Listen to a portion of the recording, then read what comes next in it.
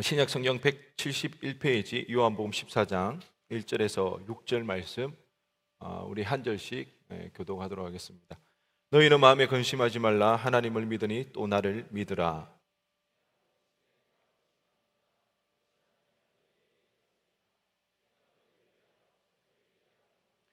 가서 너희를 위하여 거처를 예비하면 내가 다시 와서 너희를 내게로 영접하여 나 있는 곳에 너희도 있게 하리라. 도마가 이르되 주여, 주께서 어디로 가시는지 우리가 알지 못하거늘 그 길을 어찌 알겠사옵나이까.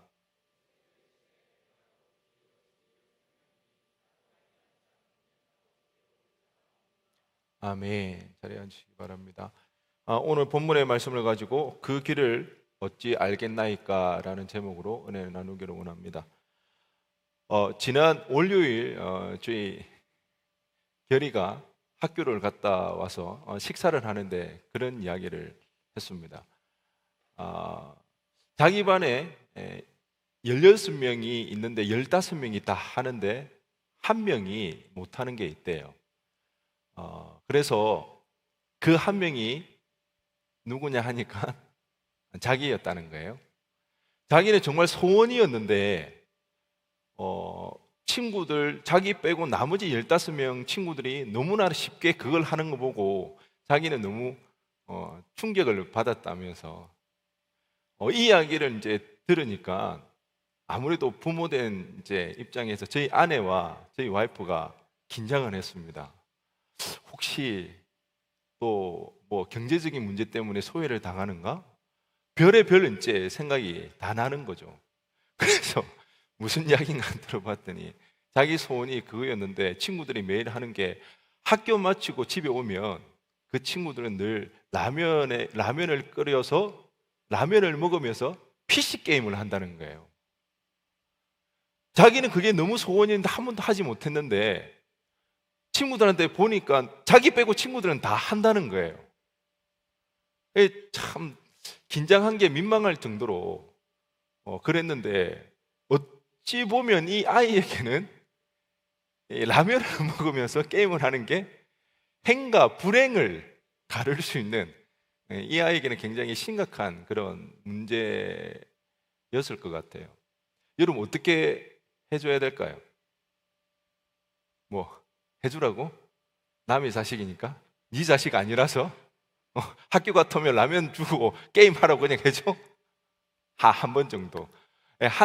어쩌다 한 번씩 해주는 거는 괜찮겠죠. 그 많은 이유는 다른 이유가 아니죠. 잘 되라고, 잘 살아라고. 그래서 라면에다가 게임하는 것을 그만한 겁니다. 여러분은 어떠십니까? 잘 살고 있습니까? 여러분 잘 살고 계신가요? 잘 산다는 게 뭐 어떤 건가요? 보니까 한 명 정도가 고개를 끄덕입니다. 자기는 잘 살고 있다. 잘 산다는 게 뭘까요? 적어도 우리에게는 여기 있는 우리에게는 잘 산다라는 그 기준이 명확합니다. 그래서 우리는 황금 같은 주말에 비 오는 날 꿋꿋이 여기에 나와 있는 거죠. 우리에게 잘 산다는 것은 다른 것이 아니라 예수를 믿는 것, 믿음으로 사는 것, 그것이 우리에게는 잘 산다는 명확한 기준이라는 것입니다. 그럼 예수를 잘 믿는다는 건 뭘까요? 여러분 오늘 예배드리고 나올 때 어떤 마음으로 나오셨나요? 무엇을 기대하며 나오셨나요? 매주 가니까 습관을 쫓아서? 아니면 왠지 예배드리러 안 나가면 뭔가 찝찝하니까 벌 받을 것 같고? 아니면 여러분은 어떤 마음을 어떤 기대를 가지고 왔는데 아무 생각 없이 그냥 나오셨나요? 아니면 내 마음의 소원을 이루기 위해서, 아니면 내 마음의 위로를 받기 위하여서 그래서 예배에 나오셨나요? 우리가 예수를 믿는 이유는 잘 살기 위해서입니다. 잘 살기 위해서 예수를 믿는데요. 근데 가만히 한번 보니까 그닥 예수를 믿지 않는 사람들과 나와 별 차이가 없는 것 같아요. 고생은 고생대로 하고 일은 또 그렇게 잘 풀리지도 않아. 뭐 세상 친구들도 똑같아요. 고생하고 일이 잘 안 풀리는 것. 그러면 우리는 왜 예수를 믿는가? 도덕적으로 우리가 그러면 세상 사람들과 뭔가 다른 게 있을까요? 도덕적으로 우리는 그들보다 더 우월한가? 예수 믿는 사람으로서 뭔가 달라야 되니까. 마틴 루터가 그런 이야기를 했습니다. 크리스천이 비크리스천보다 도덕적으로 우월하다는 그 교만을 버리지 않으면 안 된다는 것입니다. 이 말은 무슨 말입니까? 우리가 결코 예수 믿는다고 해서 비크리스천보다 더 도덕적으로 우월한가? 그러지 않더라는 것입니다. 그러니까 예수 믿으나 안 믿으나 별 차이가 없다 보니까 막상 우리가 일주일 동안 세상 가운데 살아갈 때 학교 생활하면서 우리 스스로도 망각하고 잊어버릴 때가 많아요. 내가 크리스찬인가? 내가 그리스도인인가? 그런 것도 모른 채 일주일을 지낼 때가 참 많이 있더라는 것입니다. 여러분, 여러분에게 예수 믿는 이유는 무엇입니까? 왜 예수를 믿습니까? 예수 믿음으로 여러분은 지금 나는 그래도 잘 살고 있다 그렇게 생각이 드십니까? 최근에 개봉한 그 영화 제목 이름이 뭐죠? 그대들은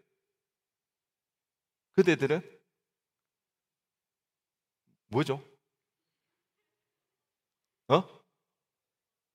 어떻게 살 것인가? 그대들은 어떻게 살 것인가? 그런 영화 제목이 있는데 여러분 어떻게 살고 있습니까? 앞으로도 이렇게 살아가는 게 괜찮습니까? 사실 도마가 오늘 본문에서 질문했던 것이 사실 우리가 던져야 하는 질문입니다. 우리가 그 길을 알지 못하는데 어떻게 알겠사옵나이까? 어찌 우리가 그 길을 알겠나이까? 우리가 주님께 물어봐야 되는 질문이 바로 그거죠.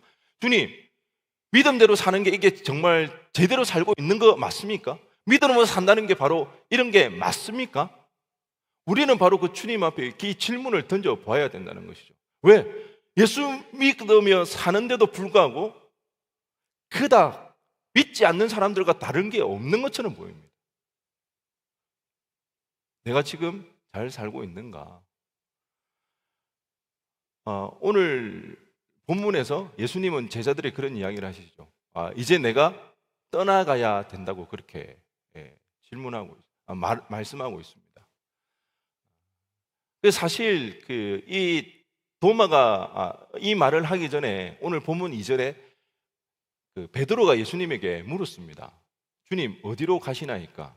예수님께서 떠나가신다고 그러니까 여기 이 질문에 두 가지 의미가 있습니다. 어디로 가시는지 장소적인 질문이 하나 있고요. 그리고 또 한 가지는 왜 가셔야 되는가? 안 가기를 원하는 그런 이제 의미가 포함되어 있는 거죠. 그럴 때 주님께서는 왜 가셔야 되는지 공생의 기간 가운데 제자들에게 3번이나 이야기를 했습니다.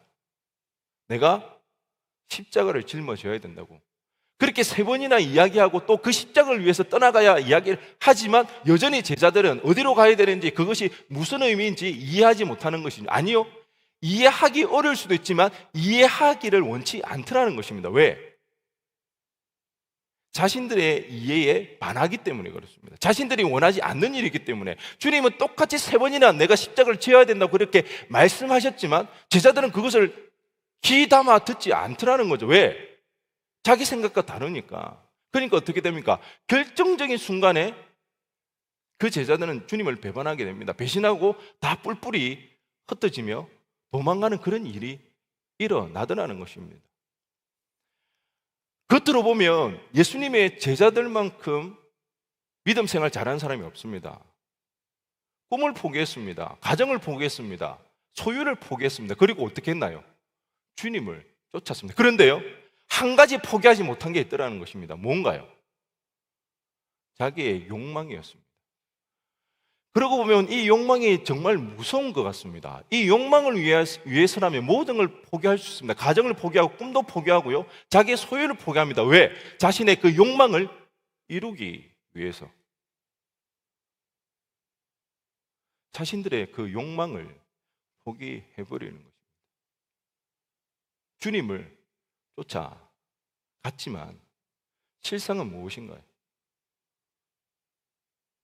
주님을 따른다고 했지만 주님이 아니라 자신들의 욕망을 쫓아갔던 게 제자들의 삶이었습니다.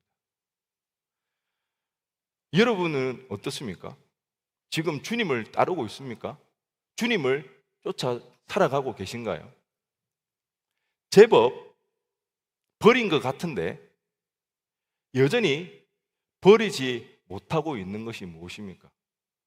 주님을 따른다고 하는 것 같은데 온전히 주님을 따르지 못하는 것이 어떤 것이 있습니까? 제자들이 넘어지지 않기 위해서는요, 말씀을 붙잡아야 됐습니다. 주님의 말씀을 붙잡아야 했던 것입니다. 그러면 제자들이 넘어지지 않았을 것입니다. 그런데 제자들은 예수님의 말씀을 붙잡지를 않았던 것이죠. 주님께서 겟세마네 동산에서 밤이 새도록 기도를 했습니다. 내일 십자가를 지게 될 거고, 내일 십자가를 질 때 그 제자들이 다 주님을 배신하고 뿔뿔이 흩어질 것을 알았기 때문에 제자들에게 뭐라고 말씀하십니까? 기도하라고. 베드로에게 그런 이야기 하죠. 닭이 2번 울기 전에 3번 네가 나를 배신할 거라고. 사단이 밀가부르듯 하려고 지금 하고 있으니까 기도하라고. 그랬을 때 베드로는 어떻게 했나요? 졸았잖아요. 물론 피곤해서 졸 수도 있습니다. 그렇지만 정말 예수님의 말씀을 믿었다면 어떻게 됐을까요? 내일 정말 베드로 너가 나를 배신할 거니까 사탄이 너를 넘어뜨리려고 지금 하고 있으니까 깨어 기도해야 된다고 정말 그 예수님의 말씀을 귀담아 들었다면 믿었다면 아무리 피곤해도 졸았을까요? 아니요, 졸지 않았을 것입니다. 베드로는 예수님의 말씀을 믿지 않았습니다. 따르지 않았다는 것이죠. 대신에 누구를 믿었습니까? 자신은 그럴 리가 없다는 것입니다. 예수님의 말씀이 아닌 자기를 믿었습니다. 예수님의 말씀이 아닌 자신을 붙잡고 살아갔다는 것입니다. 그러니까 결국 어떻게 되나요? 넘어지는 일들이 일어나더라는 것입니다. 요즘 한국 사회에 이슈가 되는 것 중에 하나가 가짜 뉴스가 굉장히 좀 이슈가 되죠. 여기저기서 이제 가짜 뉴스가 많이 일어나다 보니까 이게 사회적 문제가 되는데요. 가짜 뉴스가 계속해서 생성되는 이유 중에 하나는 사회적 기억 때문입니다. 가짜 뉴스의 목적은 이 사회적 기억을 조작하기 위해서 계속해서 발생되어지거든요. 가짜 뉴스가 계속해서 쌓이고 쌓이면 진실이 왜곡되어지고 틀어집니다. 그런데 그게 사람들에게 기억되어져서 그것이 뭐가 됩니까? 나중에는 역사로 남아버리는 것입니다. 그래서 여러분 정치권에서 계속해서 갈등하고 싸우는 것 중에 하나가 이 사회적 기억을 어떻게 하기 위해서? 자신들이 확보하기 위해서 갈등을 하게 되는 거죠. 세상은 끊임없이 이 가짜 뉴스가 판을 치고 있습니다. 우리에게도 그 가짜 뉴스가 엄청난 영향을 끼치고 있거든요. 소유가 힘이고 행복이고 능력이라 그렇게 이야기합니다. 그러다 보니까 많은 사람들이 어떻게 합니까? 어찌되었든 성공하려고 악착같이 애를 씁니다. 왜? 성공해야 소유를 많이 가질 수 있기 때문에. 여러분, 자기가 원하는 것을 성취했다고 그것을 요즘 성공이라고 이야기합니까? 아닙니다. 요즘 성공의 판단은 어디에 기준을 두고 있습니까? 얼마나 가지게 되느냐. 소유에 기결되어집니다. 이런 가짜 뉴스에 판이 치고 있더라는 것입니다. 그러다 보니까 우리도 이 가짜 뉴스 때문에 진짜 뉴스, 굿뉴스, 복음을 붙잡지 못하고 뭘 붙잡게 됩니까? 가짜를 붙잡게 됩니다. 하나님의 말씀을 붙잡는 것이 아니라 돈을 붙잡고 있더라는 것입니다. 제가 그 아이를 키워보니까요, 부모와 자녀가 관계가 좋지 않을 수밖에 없음을 제가 실감은 하는데, 몰라 커서는 어떻게 될지 모르겠어요. 커서도 비슷할 것 같아요. 자녀에게 제일 많이 말하는 말이 뭘 것 같아요? 뭐라고요? 사랑해? 우리 애기 귀여워? 이 얘기는 많이 하는데 무슨 말을 제일 많이 할 것 같아요? 안 돼! 하지 마! 그거 아니야! 그걸 제일 많이 하는 것 같아요. 아니야, 안 돼, 그만! 하지 마! 그러니까 아이들은 힘든 거죠. 왜? 자기 너무 하고 싶은데 아빠는 맨날 뭐라고 말하죠?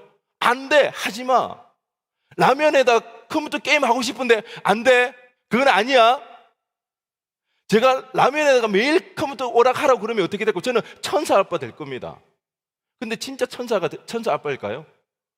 아니요, 악마와 다를 바가 없습니다. 왜? 애 죽이는 거기 때문에. 근데 하나님과 우리의 관계가 이와 비슷하다는 것입니다. 하나님 계속해서 우리에게 뭐라고 말씀하고 있습니까? 안 돼! 그거 아니라고! 우리 눈에 보기에 좋은데 우리 마음 가는 대로 행할 때마다 하나님이 여차없이 우리에게 뭐라고 이야기합니까? 아니야! 그거 아니라고! 알고 있죠? 그게 하나님이 나를 사랑해서 그렇게 하는 거라고 머리로는 알지만 우리의 마음은 어떻습니까? 싫은 거죠. 왜? 내 마음대로 하고 싶은데, 내가 너무 하고 싶은데, 욕망이 그렇게 강하다는 것입니다. 머리로는 알지만 우리가 마음에 우리의 뜻대로 되지 않더라는 것입니다. 그거 안 좋은 거 아니라고 말하는 거, 사랑해서 그렇게 말하는 걸 알지만 하지 말라고 그랬을 때 우리의 마음은 어떻습니까?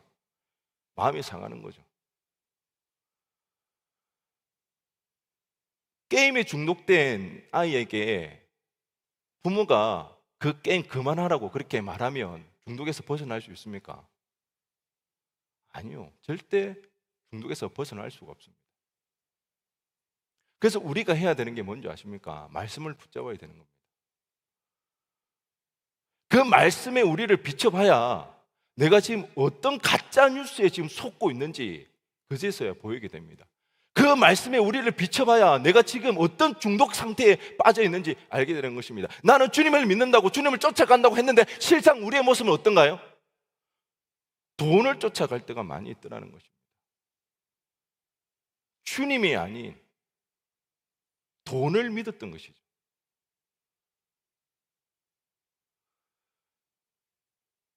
주님을 바라봐야 됩니다. 주님을 의지하며 나아가야 됩니다. 어떤 사람은 그런 이야기를 하는 사람이 있습니다. 예수 믿으면 더 이상 자기에게 불행은 없을 거라고, 걱정 근심 없기를 바라는 그런 마음이 있는 것 같아요. 더 이상 자기 인생 가운데 예수 잘 믿으면 더 이상 어려움이 없이, 고통 없이 그렇게 편안하게 살기를, 그런 바람, 그런 소망을 가지고 예수 믿는 사람들도 있을 수가 있습니다.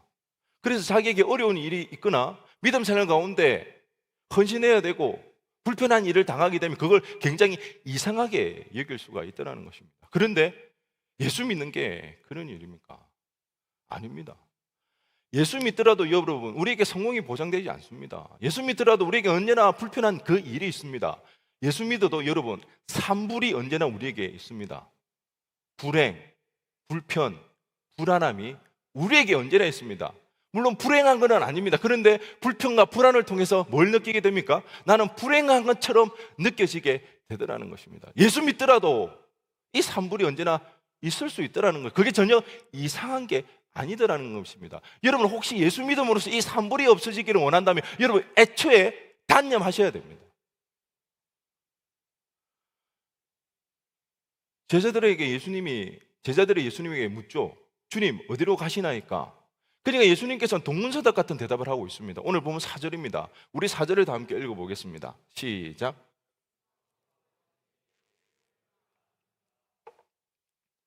어디로 가시는지, 왜 가시는지 몰라서 묻고 있는데 주님은 뭐라고 이야기하고 있습니까?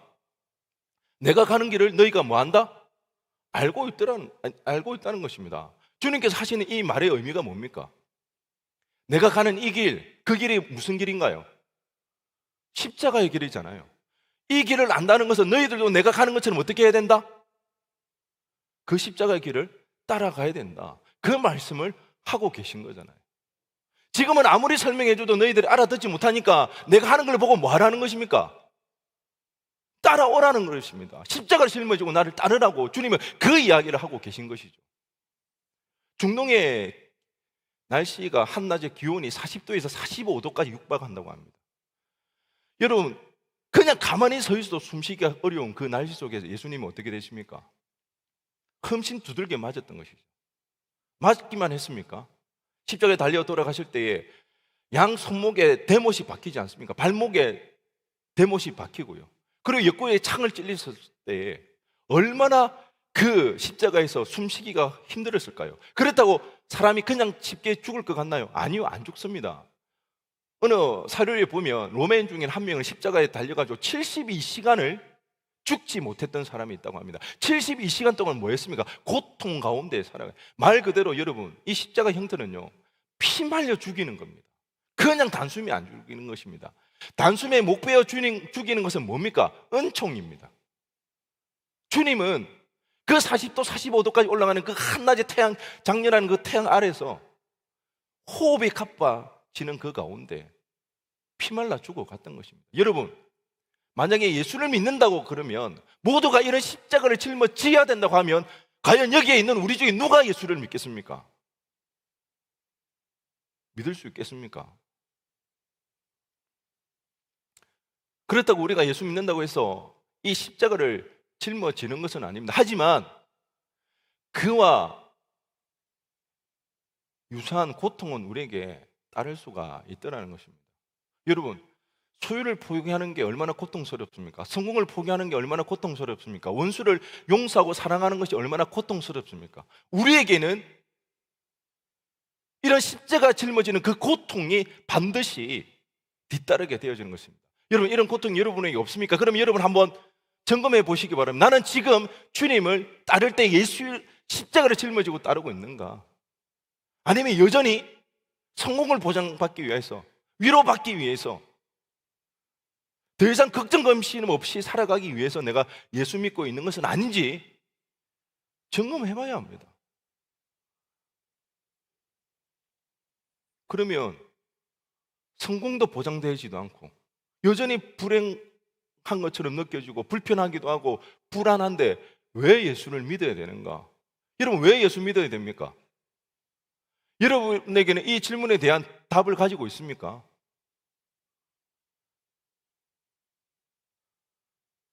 한번 스스로에게 질문해 보시기 바랍니다. 여전히 고통스러울 수 있고 내 인생을 실패할 수도 있고 내 인생 가운데 불안이 닥쳐올 수도 있는데 그런데도 나는 왜 예수를 믿어야 되는가? 오늘 본문 6절에서 말씀하시기를 예수를 통해서만 하나님 아버지께로 갈 수 있다고 그렇게 말씀하시기 때문입니다. 우리 6절 다 한번 읽어보겠습니다. 시작.